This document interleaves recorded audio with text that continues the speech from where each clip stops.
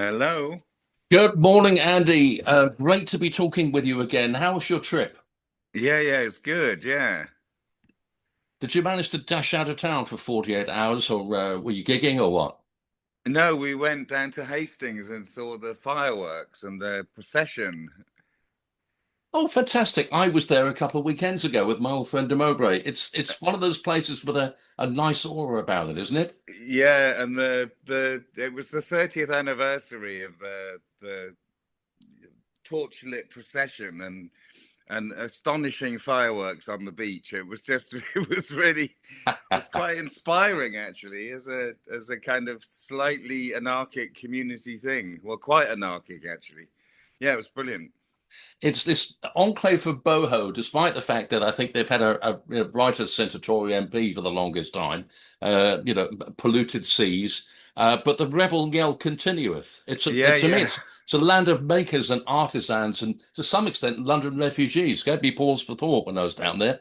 Yeah. Anyway, I'm glad you had a great time. So much has been going on. You've kept a weather eye on things. Since we're podcasting this time around, we could be fairly free and rangy. Where would you like to start? Well, I don't know really, Andy. I mean, it's obviously it's been a good few months since we spoke, hasn't it? And Lamentably so so, yes. Yeah. Glad we're back now. yeah, well, absolutely, and obviously the horrors of what's happening in Gaza have continued to dominate the news in all kinds of ways. Um, I would say that what we've probably experienced since we spoke about it is what appeared over the summer to be a slow movement of Western countries towards recognizing that actually their position of unconditional support for Israel was really starting to become untenable, which is partly because it has inspired the largest and most consistent global movement of revulsion that I've seen in my lifetime about what's been happening. And there's only so long that countries' leaders can avoid what's actually happening in terms of how unpopular their views are compared to the majority views of the population. And then, of course, that led to the recognition by a number of prominent Western countries, including the UK, Canada, Australia, France, recognition of the existence of the state of Palestine, which, on paper doesn't sound like much. They finally recognize the official existence of a country that's being obliterated by its occupiers. But at the same time, um, recognizing the existence of the state of Palestine officially does put them in a position where they have to officially recognize the right of the existence of the state of Palestine. It's actually, I think, puts all of these governments on the back foot if they want to return to a position where they can, carry on letting Israel do whatever it wants. So I think it's going to be interesting to see how that pans out in terms of these particular governments' obligation to represent the rights of the Palestinian people. And of course, in terms of international law, what everyone is trying to ignore is the fact that there was a significant advisory opinion by the International Court of Justice last summer. That was in July last year, condemning as illegal the entire occupation by Israel of Gaza, the West Bank, and East Jerusalem since 1967, and stating categorically that must come to an end, and crucially, that any country that is supporting it in any way must also cease that support. And that's, in a way, the position that the British government, unlikely though it seems, has put itself in, is to recognize that. Um, of course, what's happened most recently is that Donald Trump has decided that he wants to be the savior of the people of Gaza, in the sense that he wants to add another ended war to his fictional tally of wars that he claims to have ended since he came into office. This is now apparently the eighth victory that he has miraculously achieved, in spite of the fact that pretty much the evidence suggests that he's done nothing apart from dance around inside his addled head and decide that he's, the hero of peace. But I mean, what we're dealing with is the fact that whether I mean, I think at some level it's impossible not to recognize that Donald Trump decided that he was going to do something and did something in a way that the Biden administration didn't, and pushed for at least this temporary ceasefire that we have at the moment. And of course, most of that was about getting the Israeli hostages back. And even more than that, what it was about was providing a platform for Donald Trump to go to the Knesset in Israel and waffle on for an hour, and then fly out to Cairo, where all the world leaders who have decided that they have to bow down before him all gathered to glorify him in a peace summit, at which there was no representation by the people who are most involved in what's happening. There was no Israeli representation. Netanyahu bottled it at the last minute, which I think is significant. I don't think he wanted to be in a room full of people who frankly, don't buy his bullshit. Or many of them don't. And there was no Palestinian representation there at all.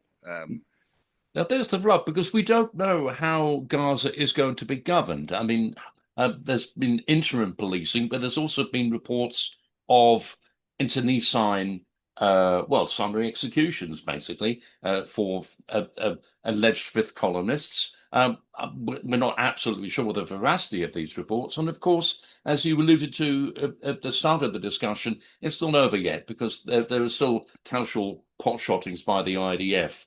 And then in steps Tony Blair. Well, you couldn't make it up, could you? No, and I mean, to go back to what you were saying before about the fighting within Gaza, I mean, I think it's been quite clear for some time that the Israelis have been backing armed militias within Gaza, who have been stealing the aid, who have been attempting to destabilize Gaza. And that was, when the bombs were dropping. They were definitely, as far as I can tell, and I think the reporting is accurate, involved in stealing aid. Now the bombs and shooting dropping. The people trying to avail themselves of it. Yeah. Yeah. I mean, there's a notorious gang leader within Gaza who's definitely being supported. Of course, now that the bombing stopped, then Hamas is more openly free to be able to resume its kind of on the ground governance of the Gaza Strip. And so, if they're up against gangs who are not helping the Palestinian people, then that's the situation that arises. I mean, I think it looks very, very kind of blunt, the way it's being dealt with. But you're looking at a place that is fundamentally lawless. What Israel has done for 2 years, as thoroughly as possible, is to destroy all notions of civil order within the Gaza Strip. And actually, I think what's been impressive has been the way that certain clan families within Gaza and certain people within the Hamas administration, because let's always remember, Hamas is the government of the administrative government of the Gaza Strip, which has a military wing, in the same way that Sinn Féin and the IRA was, those stories. If you're a resistance movement, then then it's not unusual to have an administrative government and to have a military side of things. Because part of the problem is that Hamas is not recognized as the legitimate military force, is it?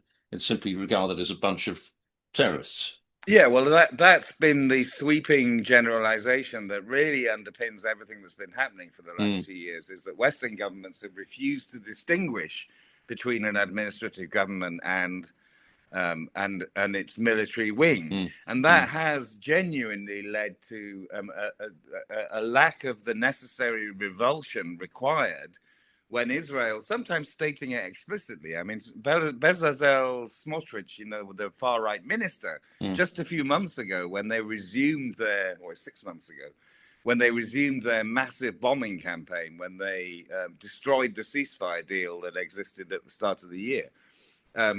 Completely destroyed it on their side and somehow got away with it. But he was boasting about how they were killing administrators. They were killing, they were killing people doing administrative jobs within Gaza, and that's always unacceptable. It's never been acceptable to kill people in this kind of conflict who are not militarily involved. But what we've seen for the last 2 years is an almost sweeping declaration by Israel that they can kill anyone. That the descriptions that they use of who they define as Hamas and therefore who they define as terrorists is overly broad and completely unacceptable under international humanitarian law.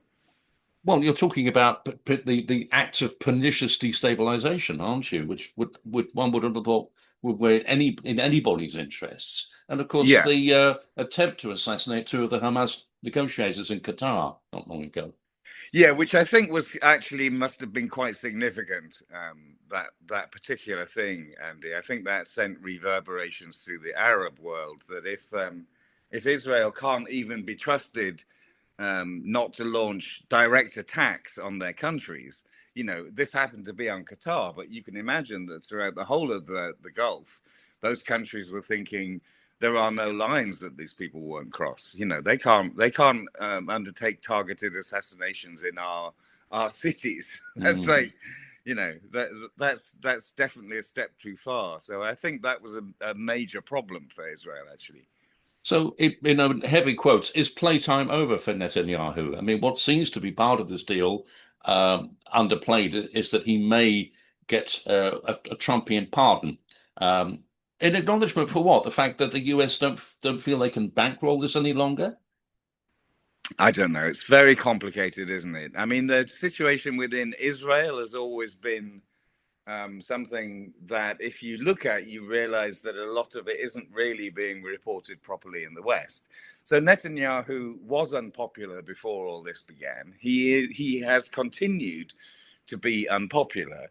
He is definitely trying to avoid his trial on corruption charges from proceeding. That sometimes you can look at what he's been doing and thinking that that's actually the main reason for it. It's an epic mask for what's going on domestically, in fact. Yeah, and then the other thing, of course, is that to stay in power, he has to preserve his coalition government with two ministers in it who are, astonishingly dangerously far right in their views of the Israelis' right to settle Gaza, the Israelis' right to remove the Palestinians finally and resolutely from any of their efforts to claim the truth being that they are on the last remains of the land that was stolen from them in 1948. And as I was saying, with reference to that ICJ ruling about the illegality of the occupation of the whole of what is internationally recognized as the occupied Palestinian territory. They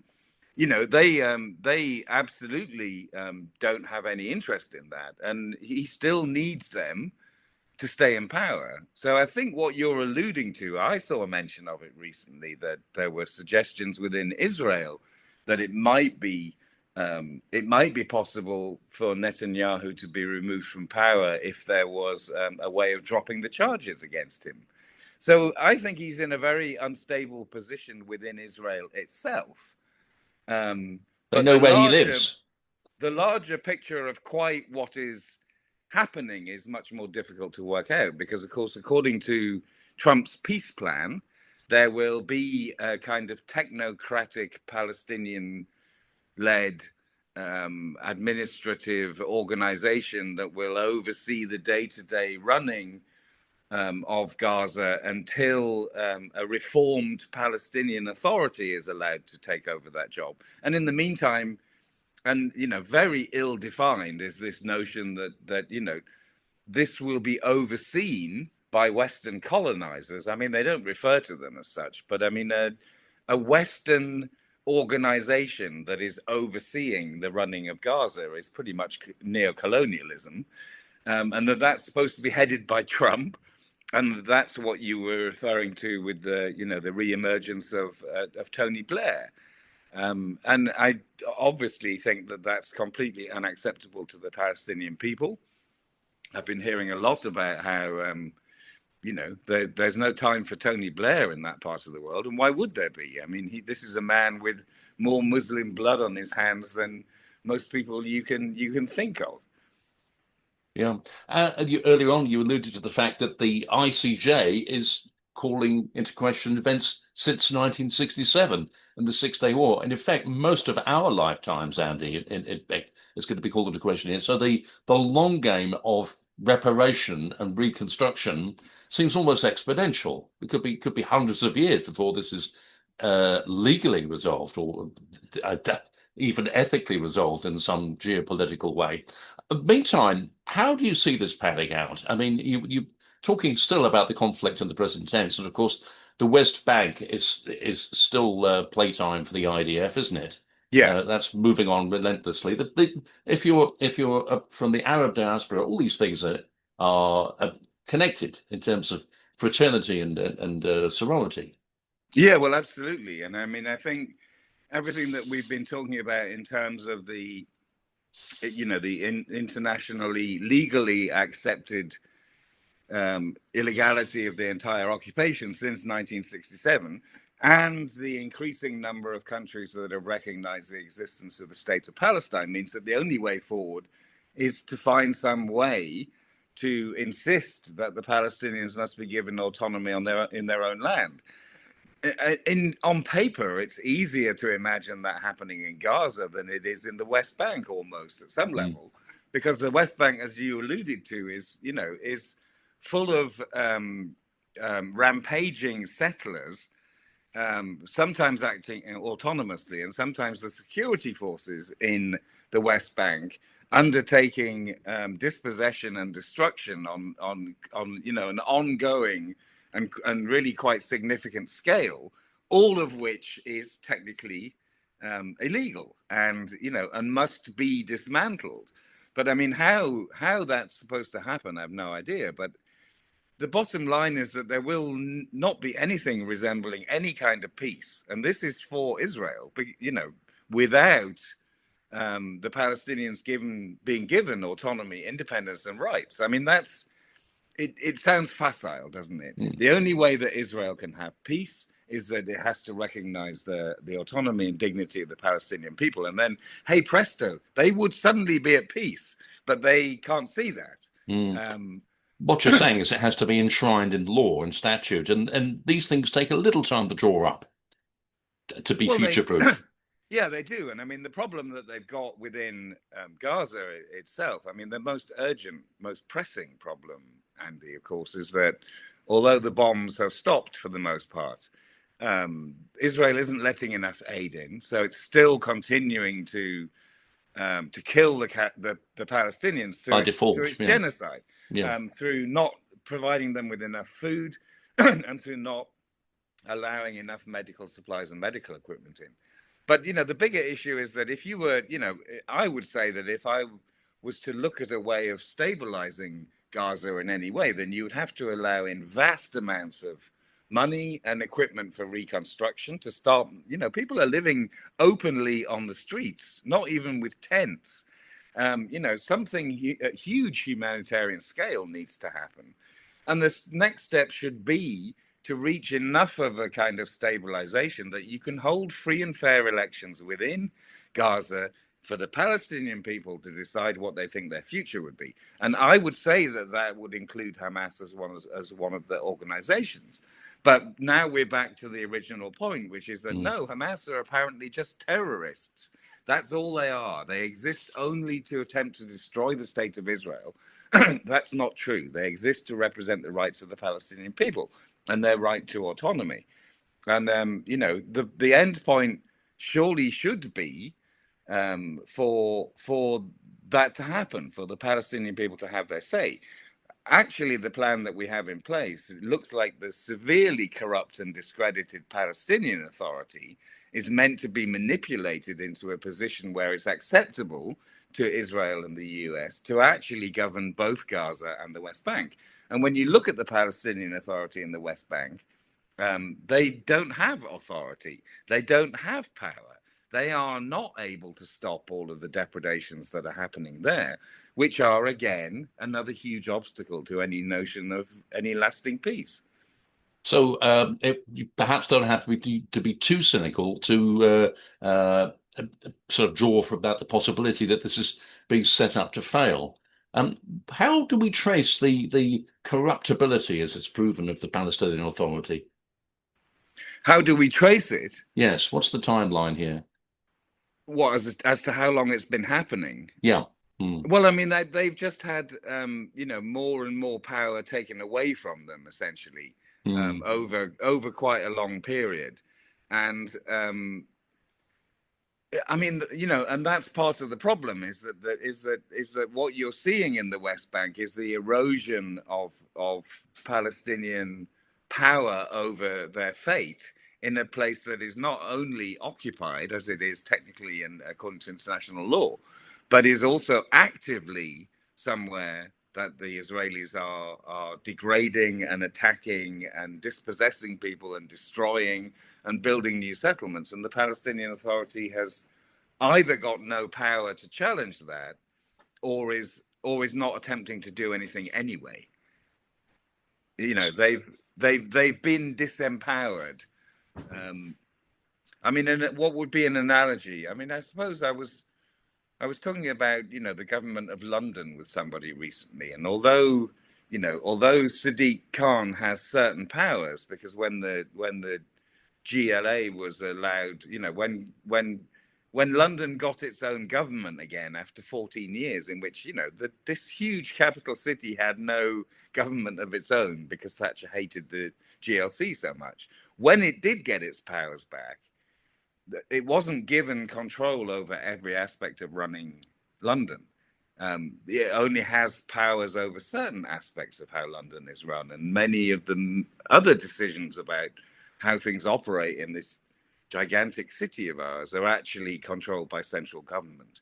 And maybe in a way that's some kind of analogy that would help to explain it, that the Palestinians don't have much power, and what power they do have is seems to be very corrupt in a way that I would break down my analogy at that point, because I don't think Sadiq Khan is a essentially corrupt person. But he is, and he's presumably finding also that he is to some extent disempowered. Yeah, But still, a grand fromage in the public square. But that's a very revealing analogy, and I think people are often given pause by the fact that there's so much wisdom in the room in the GLA as it now is, and formerly the GLC, but that its ability to actually make things happen or lack thereof is still fodder to the usual suspects of the right wing press. yeah, yeah. Well, I mean, if we're going to drift into that for a minute, it's absolutely Mm. absurd the stuff that's going on with the far right and their propaganda, and how successfully they're indoctrinating people that London is apparently some sort of no-go area, which is, patently absurd, Andy. Whatever tensions there may be in London, it's a remarkably safe place for a global capital city. Twitching in Twickenham, yeah. But it's only people who don't live here who say that. I mean, you can't live in London and seriously think that it's a no-go zone. I mean, that's a ridiculous thing to say. It is. I mean, there were times, I think, within just about living memory of those people who would, I suppose, to follow the archetype, sort of drift to the right in later life, or they think, well, this is familiar. I mean, going way back in history, my mum in the 30s was on the fringes of the Cable Street riots, defending Right. people against Mosley and so forth. And I think in folk memory, through archiving things, people remember that sort of thing, and that general sense, sometimes perhaps misguided sense, that you've got to person the barricades from time to time is a thing. Yeah. And the sense that foment begets foment, doesn't it? Up with us we will not put. But the intellectual clarity and the potential for arguments to be distorted. Somebody said to me the other day that Reform UK economically seem to be presenting a sort of, in heavy quotes, socialist agenda. And this morning I read that James Orr, a Cambridge theologian, has been brought in as a sort of HR consultant. And you think also people like Paul Marshall of GB News and the Alpha Project, so with tentacles in British culture that are sort of softcore influential. Does this worry you? Oh, I think it's very worrying just how many tentacles reform has, if we're following that analogy, and also how they will lie shamelessly about whatever they think is going to help gain them support at the moment. I mean, there's no reason to suppose that anything that they say will come real. Um, I mean, I think, I mean, on so many levels, when there was the huge Tommy Robinson rally in central London, I think just to He just to was in follow Tenerife at through the on time, wasn't he? I think, yes. Yeah, just so, to yeah. follow through on my assessment that isn't how the people of London think. Is those people were not from the main body of London, which only starts to fray a bit, I think, in terms of race when you get to the very outskirts of Greater London. That's such a perceptive point there. Yes, yes, that's what happens, isn't it, on the fringes? And in the rest of London, it's because it's so patently absurd to promote this notion of invasion by people who mean us harm when in everyday life people who are not blinded by a malignant ideology are interacting consistently with people from all kinds of places around the world who have assimilated in this country and who are, doing essential work in all kinds of sectors without which our lives would collapse.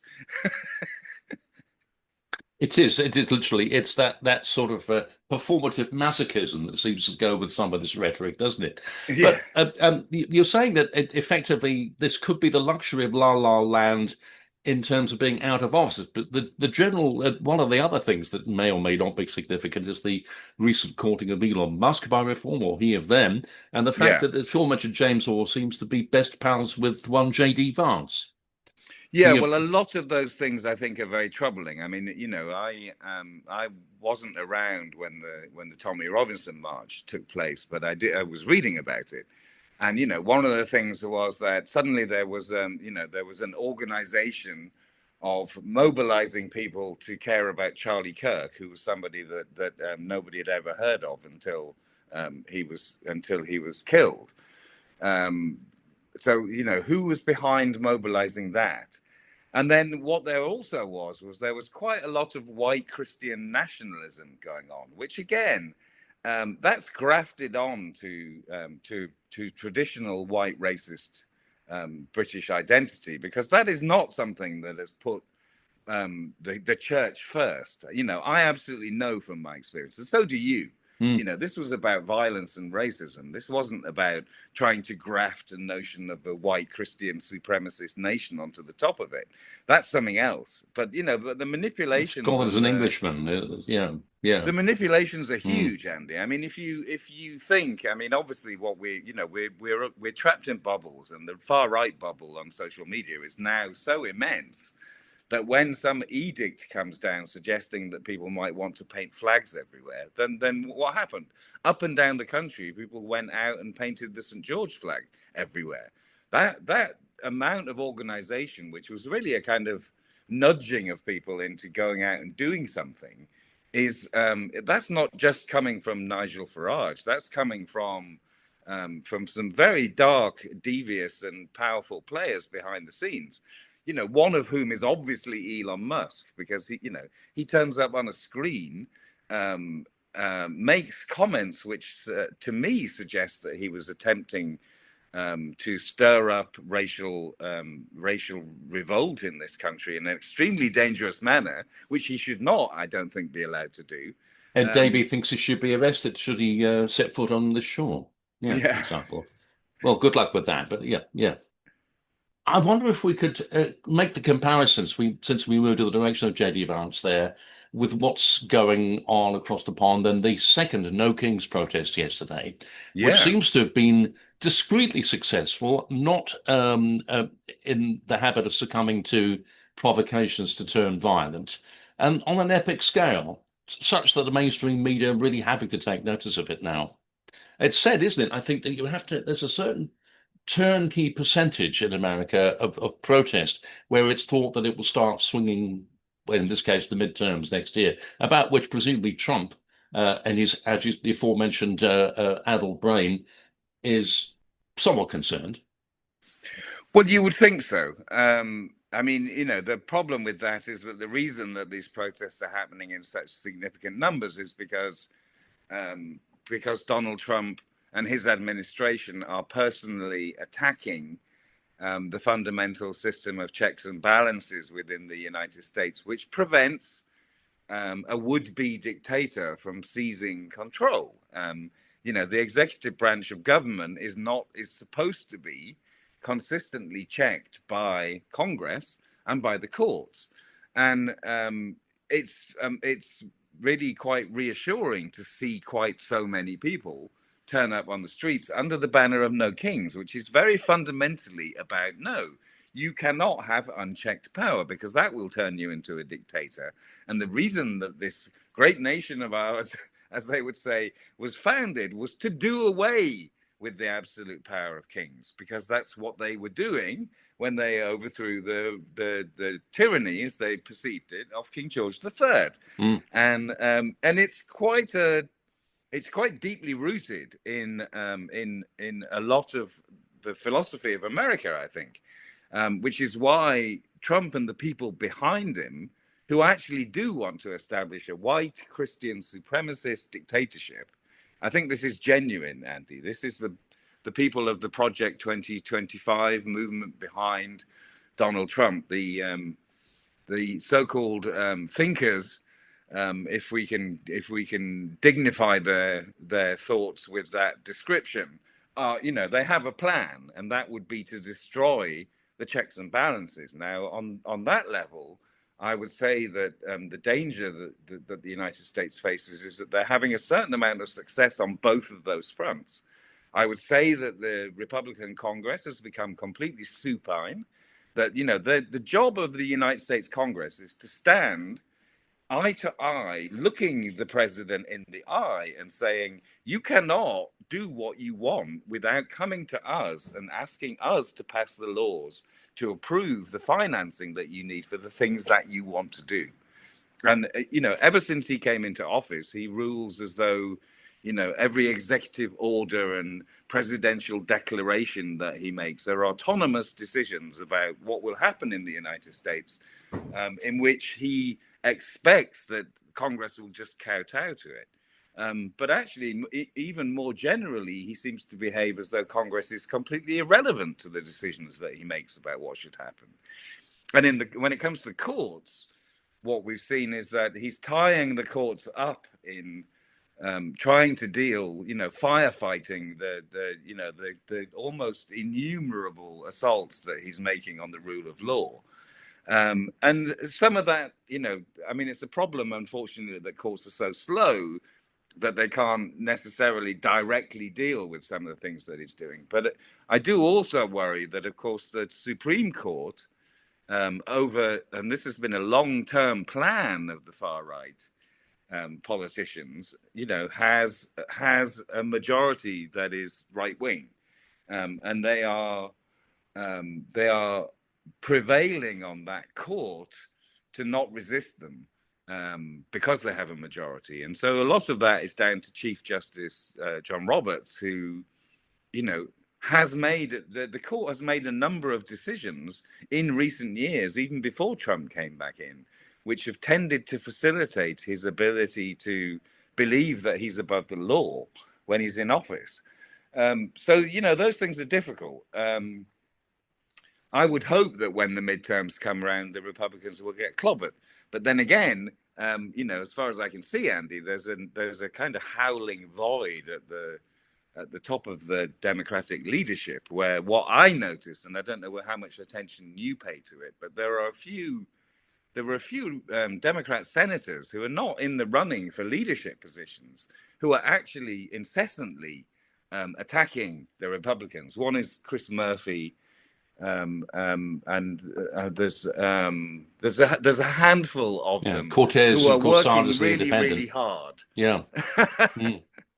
Yeah, it is extraordinary, isn't it, that the contrast between these people tirelessly, and not in the first flush of youth, sort of going around the country, and who was it? Cory Booker in doing the 24-hour marathon Oh speechathon yeah, a little while ago. I mean, almost beyond the powers of human endurance. But maintaining his cool, demonstrating, I suppose, the amount of traditional.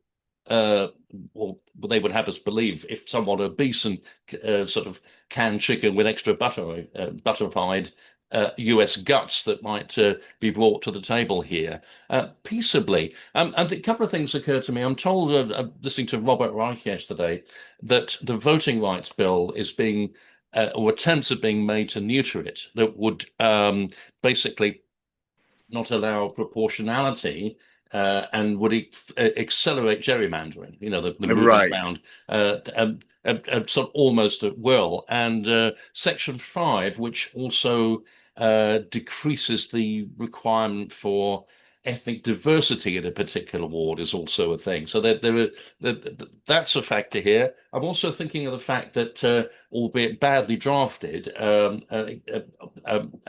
legal challenges are being placed against Trump's former opponents and adversaries, people like John Bolton and the Doc Lake, Yeah, who presumably are better, one hopes, are better prepared than his team is. But there is this sense of trying to take out mafia style those people who would stand in the way of this project, purely in the yeah. name of democracy. Yeah, well, a mafia style is probably a good way of describing it, isn't it?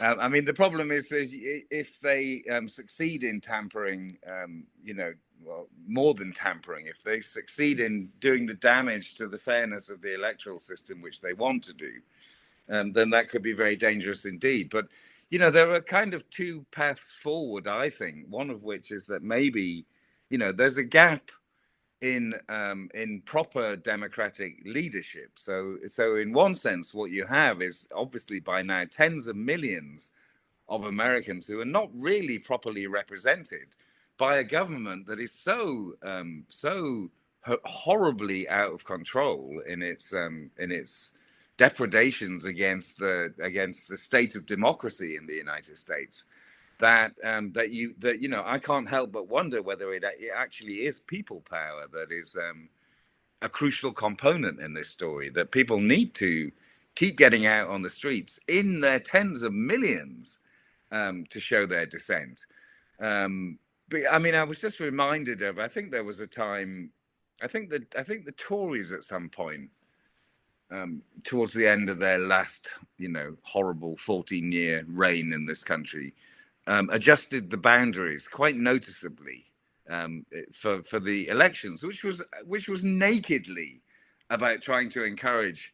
They didn't trust the fairness of the people of Britain. They didn't trust the people of Britain to vote them back in, so they rigged the system, Mm. which is clearly what Trump's trying to do on a colossal scale. But I mean, it's all part of an intractable problem in the states that won't go away until Trump and his ilk are got rid of.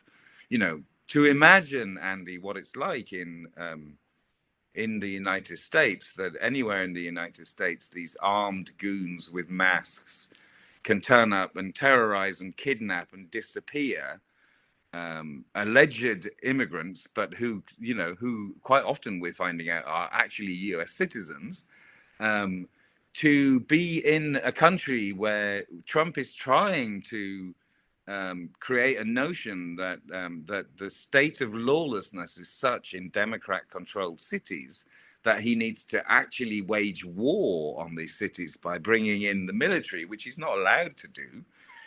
I mean, you will presumably have heard that he's inching towards trying to find a justification for passing the Insurrection Act, which would Right. essentially he Mm. would dictate that America is involved in a civil war when America isn't. What this is an escalation of hysteria that is based on something that's been completely invented.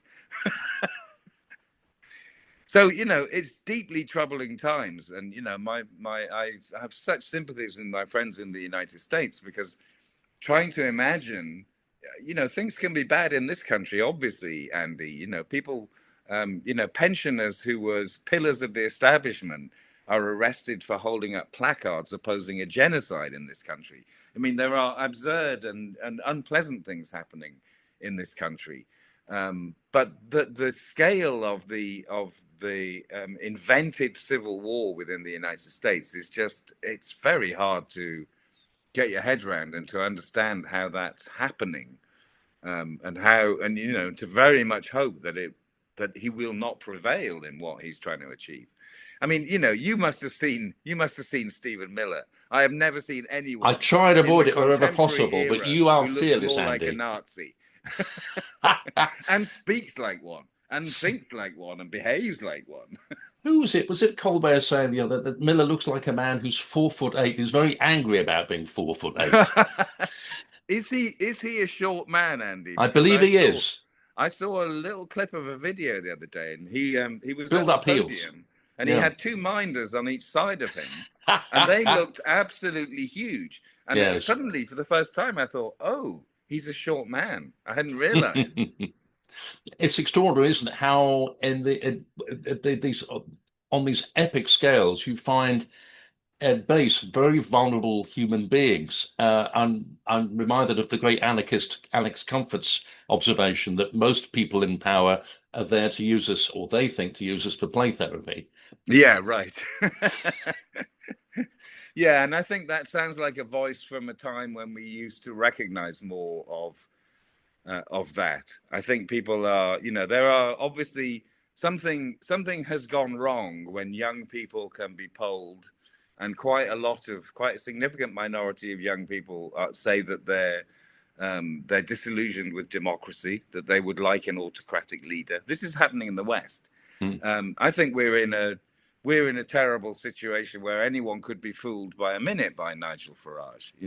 It's the same with Stephen Miller. I mean, there's video footage of Stephen Miller as a teenager spouting, horrendous Nazi You filth. are fearless, Mr. Worthington. How could you look at this stuff? But yeah, yeah. The thing is that I don't know whether there's footage of Nigel Farage at the age of 17, but I there's believe there certainly has his been. There's there the are old his school cosplay. Yeah. reports, Andy. Yes. There are his school Yes. reports Yes. about how he was, a massive sympathizer with the Nazis when he was growing up. Mm. It's like, come on, guys, don't pretend that you should ignore this. This is And the tacit implication is, well, have you grown up yet? Have you examined your beliefs from those impressionable testosterone-fueled times? yes, and the answer, being no. So it would seem. Could we, in conclusion for now, Andy, can we talk a little about the business of national treasures? A couple of things in my mind. I'm not sure how we can correlate them. And this may seem trivial, but let's see where we go with it. Paddington the musical is opening, and the music is apparently by somebody behind a boy band a few years ago. Lumley's daughter is producing, so I can just about stomach this. But at the same time, he's appearing on Spitting Image as a coke addict, which I found uproarious. But a lot of people, there's apparently a legal suit between the two parties and the estate of Michael Bond. Meanwhile, the pageantry, and for some people would say the cosplay of the royal family, according to Simon Jenkins and the Gaudiad, is imploding around Prince Andrew and Epstein. And, the Epstein trail is exponential, really, isn't it? Guthrie's diaries are about to be published, I think, tomorrow. Yes, exactly. Where do people look? You talk about young people looking for autocrats, but you see, in the face of this adolescent vulnerability we're seeing with Stephen Miller and Trump and the rest of them and Farage, where might that be obtainable? And does the fact that a certain irony in growing up too fast affect people's ability to mature politically in a steady way? I think the bigger problem is that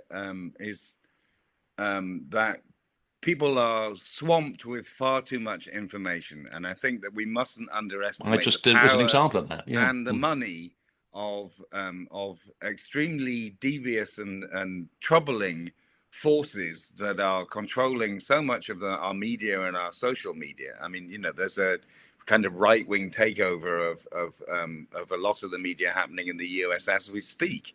But in this country, the the power of social media, I think, is, profoundly alarming. And obviously, we can see that with X, because Elon Musk, the man who was calling, for insurrection in the UK recently, controls this huge social media channel in which, I absolutely know, Andy, that he suppresses voices that he doesn't want heard, and I am one of them. And he It's not absolutely, good. this is the more crucial thing, he absolutely amplifies insanely the kind of voices that are stirring up the far right's lies that are distracting them from everything else that is happening. So the endless anger and hatred that people are feeling about invented narratives about immigrants mainly, but these are invented narratives about issues that do not exist. And and they've particularly chosen the kind of grooming gang thing as the one that, what they do is, I mean, you can see it with the 40 beheaded babies and the mass rape hoax about Yeah. October the 7th. That was intended to justify everything that came after. And there, 2 years on, there are still people in hysteria 24 hours a day about something that didn't happen, but they were told did happen, and which they are still using to justify the extermination of an entire people.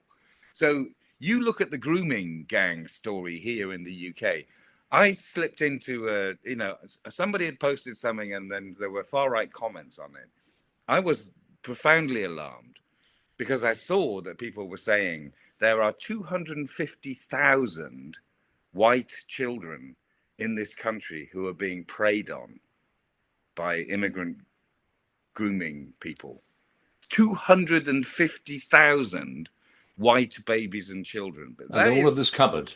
Yeah. that is Yeah. absolutely fictional. And Yes. yet I saw that, and if I could go back and trace that tweet and where it came from and how much it has been shared, it would be devastating that has gone around millions of people, and that because of the way people's attention spans are now, and because they have been encouraged only really to react to things that make them angry, that becomes a fact. I mean, it's like with the Tommy Robinson rally, where He himself when is a fictional character, isn't he? He's a yes, meme. he's a construct, yes. Yeah. But the media reported, the media over-reported the attendance of that. Funny how they did Mm. that when they Mm. under-report any left-wing protest. But Yeah. anyway, they I'd say claimed it that. was over. They Yeah. claimed it was over 100,000. I saw a US crowd analyst who said no, it's probably more about 65. Robinson himself put out a post that said it was 3 million. Therefore, Mm. that's a fact. It's In the world that we aspirational. live in, if Mm. he says it was 3 million people, then it was. And this is what we're dealing with. And I mean, I was reading yesterday an article about AI and how already um, people analyzing students' use of AI are profoundly alarmed to discover that they're not thinking anymore. They're not only are they not capable of critical thinking, but they're becoming almost non-existent. So, one example that was cited was that, a student will use Chat GPT to construct an essay that they've written. And then immediately afterwards, if they're asked what they wrote, they have no idea what they wrote. Their engagement with it is non-existent. And so they're not thinking. They're Mm. just simply not thinking What on anymore. earth are they doing instead? Well, they're just Sort surfing of from loafing one around. thing to another, where Mm. what they're not doing is Mm. collating information, processing it, analyzing it, questioning it, thinking. They're not Mm. thinking. Thinking is, it's a hard business. It's the I preservation of democracy as well, really, isn't it? Yeah, It's an yeah. I mean, individual I'm vocation. I'm absolutely going to have nothing to do with AI, Andy, I second that emotion. because for me, writing is something that is like, it can be painful to write because you have to think. You have to think intensely. Yeah. You have to, it's creating something like your brain is a muscle. This is the same effort that is involved in manual And like any labor muscle, you or have that to is keep involved in exercising it. sports or, Yeah. Mm. Mm. Mm. So I think there's a very, very alarming breakdown in people's ability to think about anything complex, Mm. and and that's very worrying. So the intervention on this would have to be from tech again, or at least in consultation with tech giants. I seem to remember the EU attempting to do this in terms of punitive fines for monopolization. But these things, and then I suppose another school of thought might be that there's a sort of bell curve here, and then at some point, a critical mass will begin to incorporate this in a way that is proportional. But like you, I don't see that happening yet. And as I say, we have a situation now where it's perfectly acceptable to have, as Kellyanne Conway said a little while ago, alternative facts. Yeah, yes. It's lunatic, isn't it? I mean, it's the sort of thing people have been searching for a few years ago. Well, I mean, just when you dwell on it and try and think about what that means, alternative facts, it's like, no, alternative points of view, but you can't have alternative Oh, that's facts. such a golden alternative when people discover it, isn't it? So we live in interesting times, Andy. Thank you as ever for your steadying wisdom. Have a great rest of the weekend. Oh, well, thanks, Andy. Yeah, always a pleasure to talk. Likewise. Bye for now. Thanks.